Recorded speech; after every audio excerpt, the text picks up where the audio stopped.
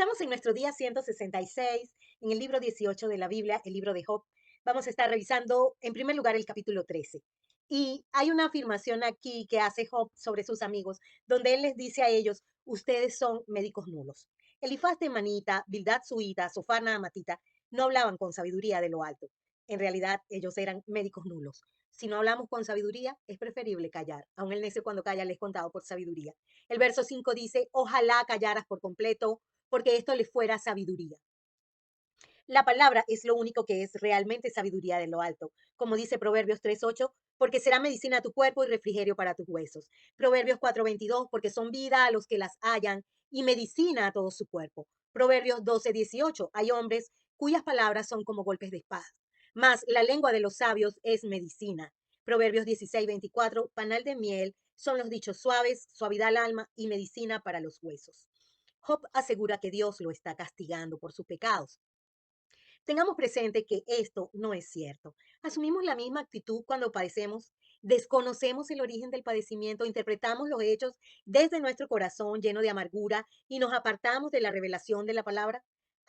¿Atribuimos a Dios despropósito alguno?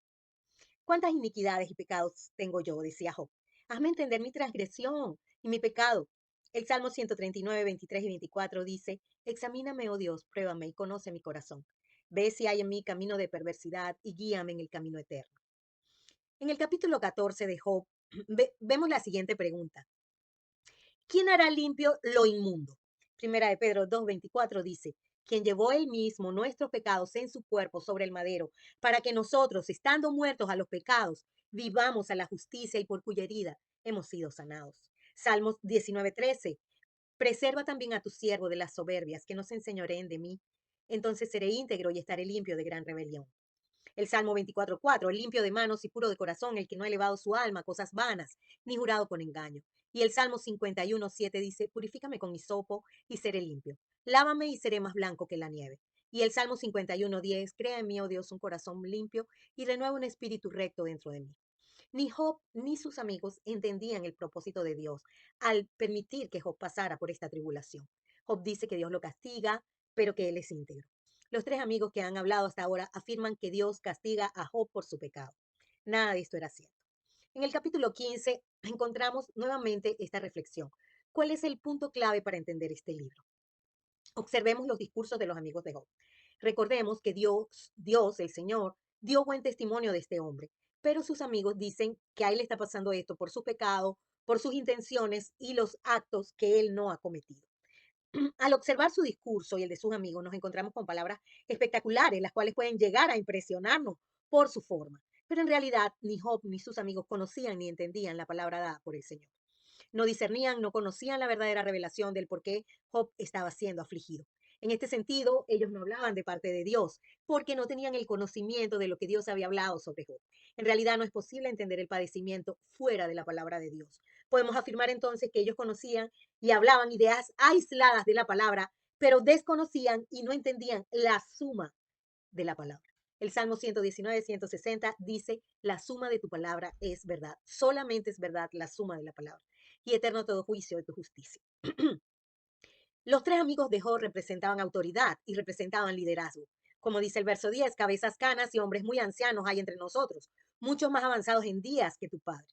Entendamos el padecimiento. Un tercer elemento es el hecho de que si la iglesia, el pueblo de Dios, y en este caso nosotros en particular, no entendemos la suma de la palabra, entonces no entenderemos la aflicción como parte de la vida del cristiano y la juzgaremos erróneamente. Podemos ser entonces como Job y como sus amigos, hablando sin saber. A diferencia de ellos, Pablo, David, los profetas y el mismísimo Señor Jesucristo entendieron las persecuciones, los padecimientos, la aflicción como parte del plan de Dios profetizado en la palabra. ¿Seremos nosotros entendidos en esto? Marcos 10, 29 al 39 dice, respondió Jesús y dijo, de cierto os digo que no hay ninguno que haya dejado casa o hermanos o hermanas o padre o madre o mujer o hijos o tierras por causa de mí del Evangelio que no reciba 100 veces más ahora en este tiempo.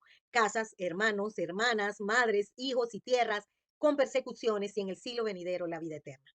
Segunda de Corintios 12:10 dice, por lo cual, por amor a Cristo, me gozo en las debilidades, en afrentas, en necesidades, en persecuciones, en angustias, porque cuando soy débil, entonces soy fuerte.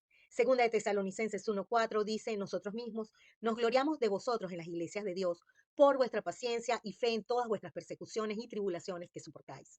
Y segunda de Timoteo 3:11, persecuciones, padecimientos como los que me sobrevinieron en Antioquía, dice Pablo, en Iconio, en Listra, persecuciones que he sufrido y de las cuales todas me ha librado el Señor.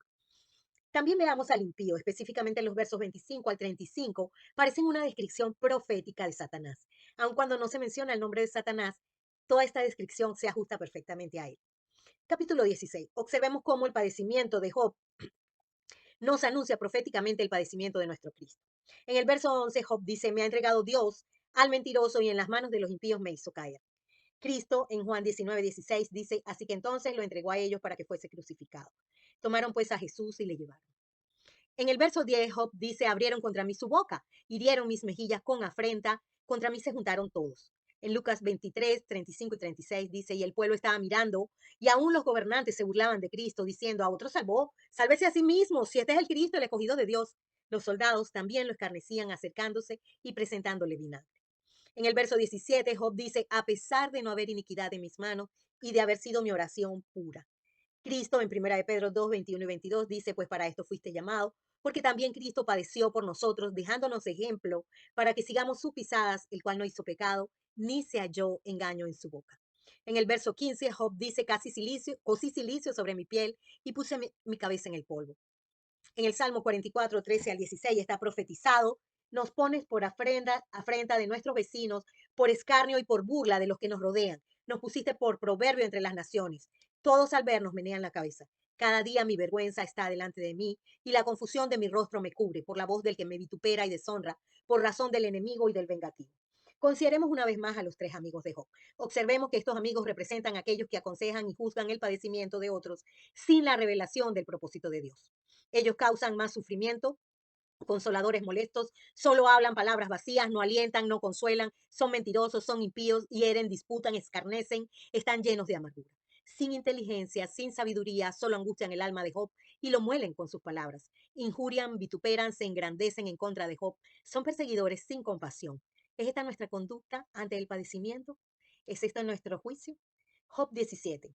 Nuevamente veamos la contraposición entre Job y Cristo. Contraposición y semejanzas. En el verso 1, Job dice, mi aliento se agota y se acortan mis días y me está preparado el sepulcro.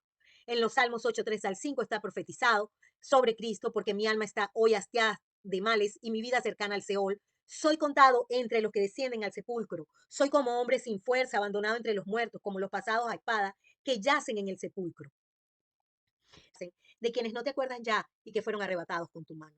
En el verso 2, Job dice, no hay conmigo sino escarnecedores, en cuya amargura se detienen mis ojos. Y en Isaías 53, 3 al 5, está profetizado, despreciado y desechado entre los hombres, varón de dolores, experimentado en quebranto y como que escondimos de él el rostro, fue menospreciado, no lo estimamos. Ciertamente él llevó nuestras enfermedades, sufrió nuestros dolores y nosotros le tuvimos por azotado, por herido de Dios y abatido. Mas el herido fue por nuestras rebeliones, molido por nuestros pecados, y el castigo de nuestra paz fue sobre él, y por su llaga fuimos nosotros curados. En el verso 15, Job dice, ¿dónde estará ahora mi esperanza? Mi esperanza, ¿quién la verá? En primera de Pedro 1:3 dice, bendito el Dios y Padre, nuestro Señor Jesucristo, quien según su grande misericordia nos hizo renacer para una esperanza viva por la resurrección de Jesucristo de los muertos. Y también en Tito 2:13, aguardando la esperanza bienaventurada y la manifestación gloriosa de nuestro gran Dios y Salvador Jesucristo. En el capítulo 18 vemos a Bildad Suita que afirma erróneamente que Job es culpable de su padecimiento.